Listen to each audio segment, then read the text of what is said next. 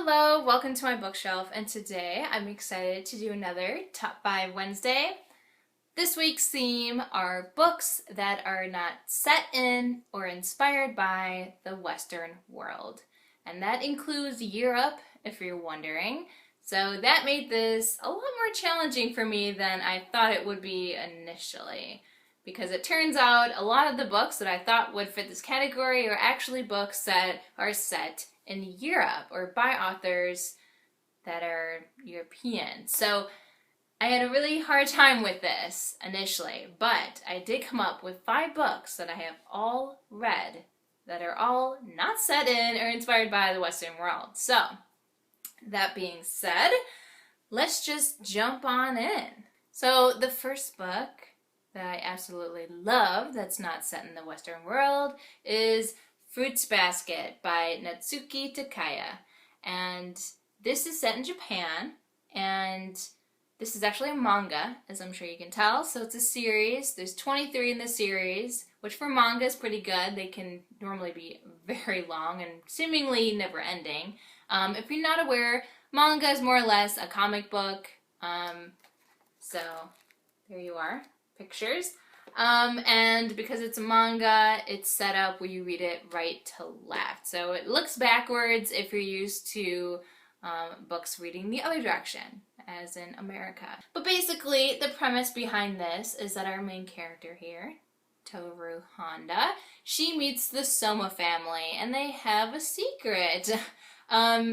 Anytime that the Somas are hugged by someone of the opposite sex from them, they turn into an animal from the Chinese zodiac. So this is kind of the curse that they are forced to bear, and there's a lot of consequences for this curse. And I like that they take the curse seriously in the book. It's not something that's completely, lighthearted. There are lots of lighthearted, fun, cute moments in here, but there's also a lot of very dark, very serious, very tragic moments in here. And I think that this book really, encapsulates what would actually happen or what it would actually be like for people who were cursed with this. On the surface, it doesn't really seem that bad, but when you really think about it, there's a lot of problems involved and lots of reasons why this is a curse and not a blessing for the Somas. And so it's a very, very interesting story, and there's lots of diverse characters that we get to meet throughout, and they're all very unique. And even though you don't get much time with them, like screen time, if you will, you really seem to know them. And I don't know, I feel like the characters have so much depth, even though you don't really get to see a whole lot of each and every one, because it's a very big cast of characters. But if you've never read it, I would highly recommend it. And because it is a manga, it's very fast and very easy to get through. It doesn't take that long to read one book, It just depends how fast you want to flip through it and look at the pictures, but it really does not take that long. You easily read it in one sitting. And I also love this series because it not only is set in Japan, but it really feels like Japan. There's lots of things that kind of has to be explained to us, the reader, because it doesn't really translate well, because we don't really have the same thing in America or in English, because there's also that language translation as well. And so I learned a little bit about Japan and its culture as well, which is kind of the goal of reading books from other cultures. So the next book that's not set in the Western world is I Am the Messenger by Markus Zusak. Now, this might be cheating. So this is set in Australia because Markus Zusak is Australian. And I don't know, I just feel like Australia has a lot of similarities to, the Western world. But it's technically not, so we're gonna count it because I desperately need a save on this one. Because I feel like the culture isn't different enough where it mattered for the story to me, which kind of bummed me out as far as this category goes. But, ignoring all that, it's just a really fun, interesting, engaging story. It's kind of hard to explain, but our main character, he's a cab driver, and, not exactly living the dream, okay? He's not very satisfied, where he is in life. And he starts to receive these playing cards in the mail. And there's these messages written on the playing cards. And so Eddie kind of gets involved in this whole big thing, that's beyond himself. And he meets new people because of this, and he's really just engaged in this whole new world because of these playing cards. And so they keep coming, and he's not really sure, who's sending them, why, what exactly is he meant to be doing. It's just very engaging, very interesting, and thrilling, suspenseful. And on top of it, the characters are all very interesting and very unique. I think is the best word to describe them. And if that doesn't make you want to read it, I hope that the fact that Marcus Zusak, if you don't recognize the name, is the author of The Book Thief. So, a very well-known, very popular, very well-loved book. So it's definitely got a lot of quirkiness to it, but it really goes in a very interesting direction that I did not expect, and it was just very cool. And it's just a really interesting story. The next book on my list is After Dark by Haruki Murakami. And I recently reread this book a couple months ago, and I made a review video on that. So if you want to watch that, I will link it in the description below. But basically, it's set in Japan, and our main characters, there's several different stories going on, all in the span of one night. And so it really is just getting a glimpse of these characters' lives and, their interactions with each other. They're all interconnected in a very interesting way.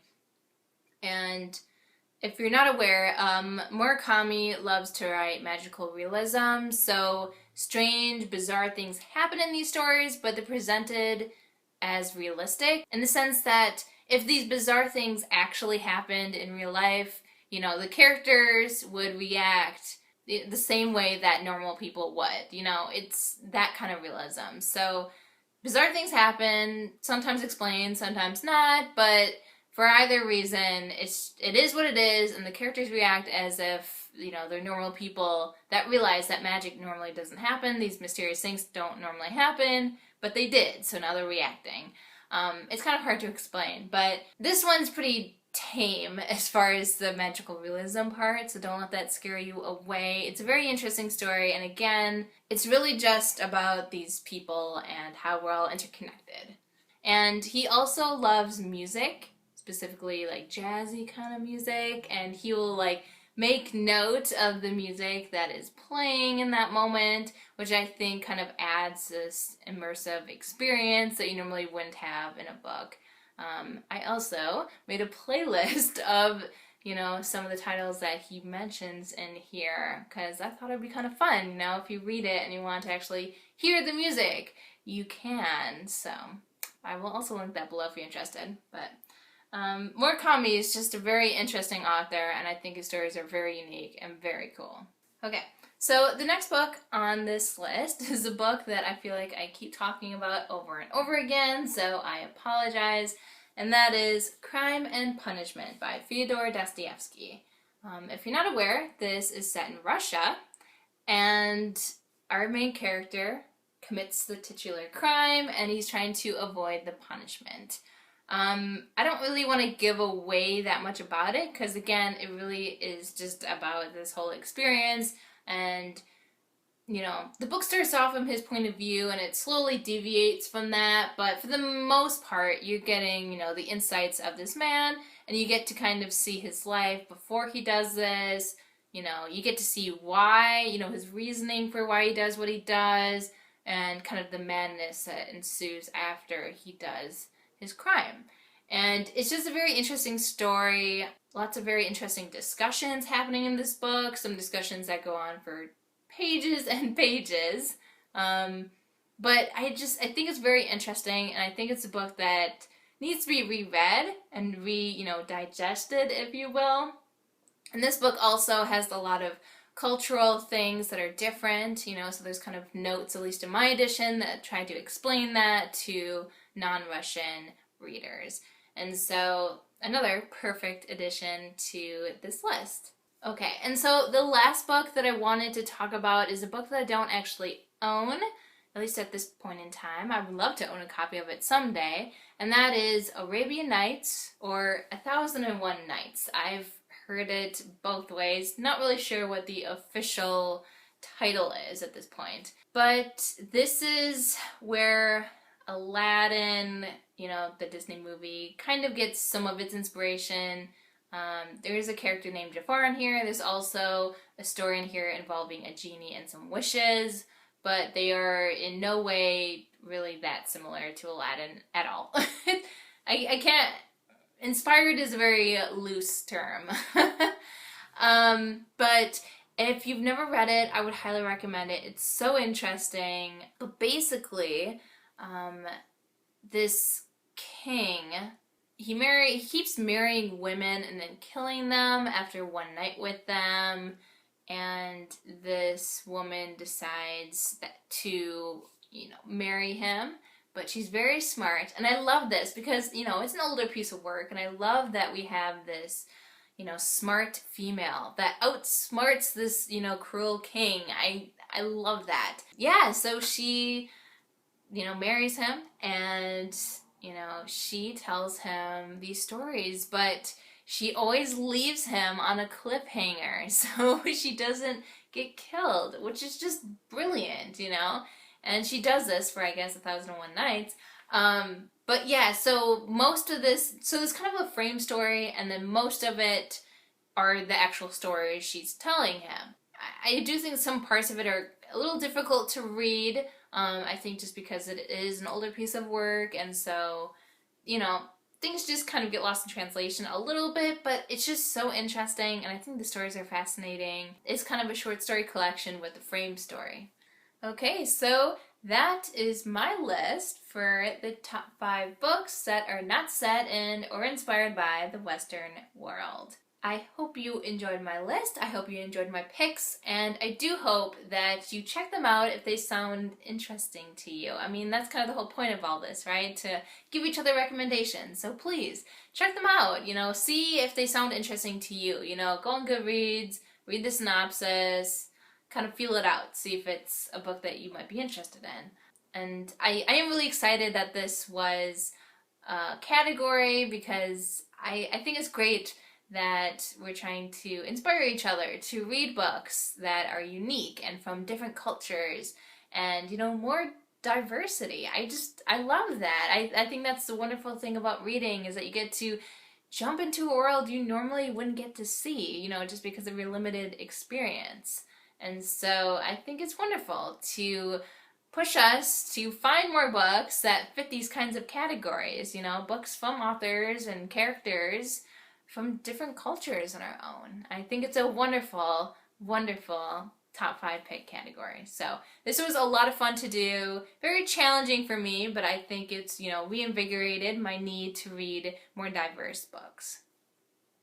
So that all being said, thank you for watching this video, and until next time,